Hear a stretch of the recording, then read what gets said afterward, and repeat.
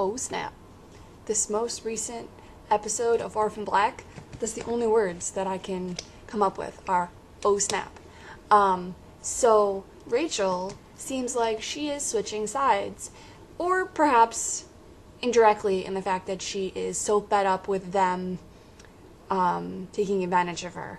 The fact that she figured out that PT has, when they installed the eye to her, that, you know, something was up. You kind of knew that was going to happen. Like, you know, her maybe eventually figuring it out, them, you know, projecting images into her head.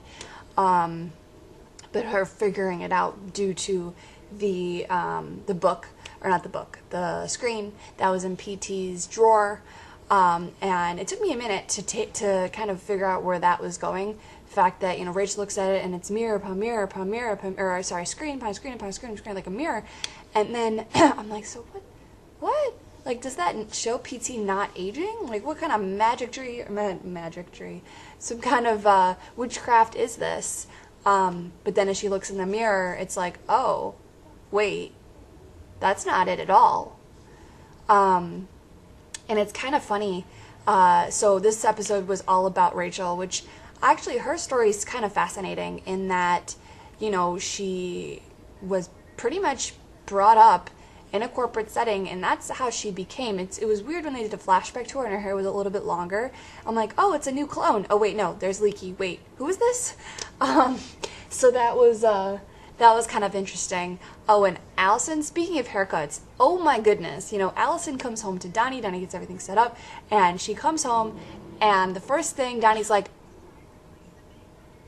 really? You cut your hair off? She's like, you know, just gotta do what I gotta do. And I'm like listening to the voice, because once the hair changes, from what I noticed, Tatiana has done a really, really great job with this, that the wig / hair, the style of hair goes with the character. So, you know, kind of seeing Allison in a new do is like, oh wait, this is a new clone? No, this isn't a new clone. This is Allison.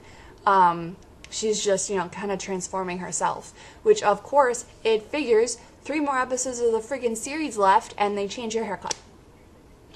And I got really confused when Virginia finds the caster clone, or has the caster clone come to her with all the, you know, all the stuff. And I'm like, is that Ira? Like, did they just like imprison Ira? What's happening? And then I noticed it wasn't.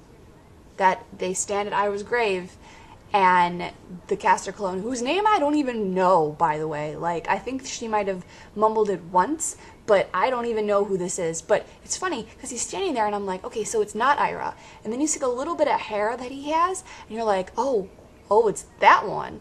I'm thinking, I don't know what his name is. Clearly, you know, it's been a whole season worth, and I don't remember, that he's the one that was very close with Virginia. He wasn't glitching, or maybe he was. I honestly don't remember.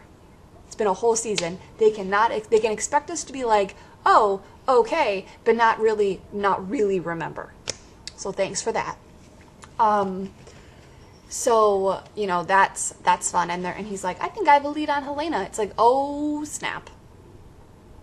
That's no good. Then, of course, it changes to, you know, someone finding, or someone getting to Helena, and it's like, oh, who's that? You know, they're in a hood. Is that Virginia? What's going on? Then you realize it's not. It's, shoot, what's her name? I forget her name. She came up on the screen, and I knew exactly who she was, but clearly her name just escapes me. Wait, did she leave with the clone?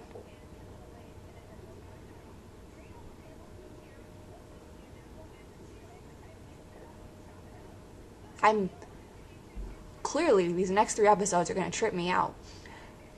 Sorry. Anyway, it is possible, I suppose, that she left with the clone. Because I'm trying to remember, she left with someone when Helena told her to run. Was it a clone? Or, I don't think she was by herself.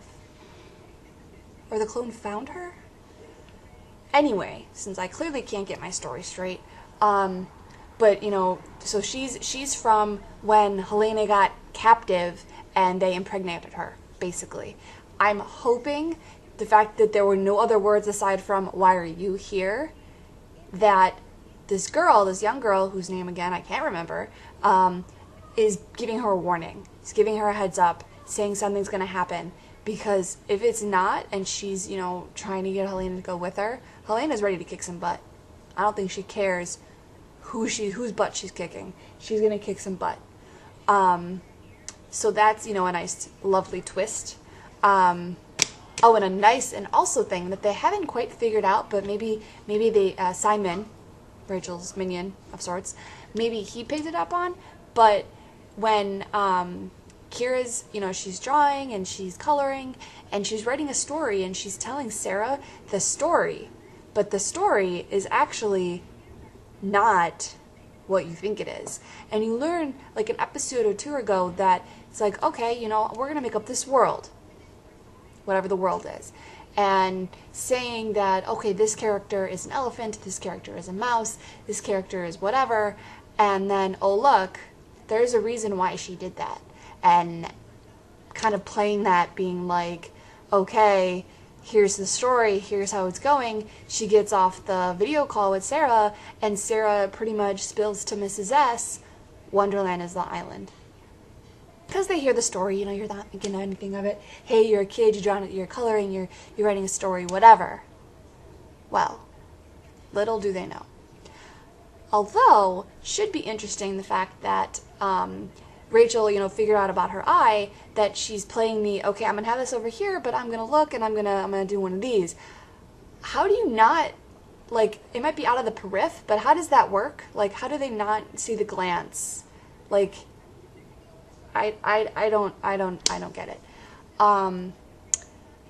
But anyway, that she texts somebody and she's like, this is not a joke.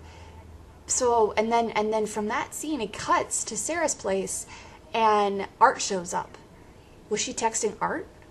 Probably. The fact that they show up at Dyad and get Kira. Like, that's insane. The fact that Art shows up and he's like, yeah, you won't believe this.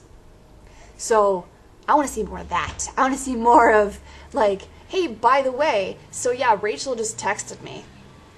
And then, you know, bravo to Rachel at the end of the episode where she takes the, like, she gets so angry because PT's projecting images in her eye and she shatters the glass and then realizes, oh, it could have been on purpose, like showing him that she does not give a crap, which seems much more like Rachel than anything else. But, you know, and then she stabs in her eye and her eye is bleeding and then she's holding her eye and then it cuts. That it's like, Simon comes in there, Simon knows, he's playing both sides. So him going in there, he's probably going to destroy Rachel. He's more than likely going to do that, which sucks, but whatever. Oh, and the reunion between Cosima and Scotty, that was really cute. That was cute. So yeah, lots of stuff. Can't believe there's only 3 episodes left, and I'm very, very amused by the fact that the trailer for next episode are just words saying that it's too intense to share. So that's really funny. That means I take that as a production standpoint that any scene you show is a spoiler or will give away too much, and you don't want that. So we'll see how it goes, I guess.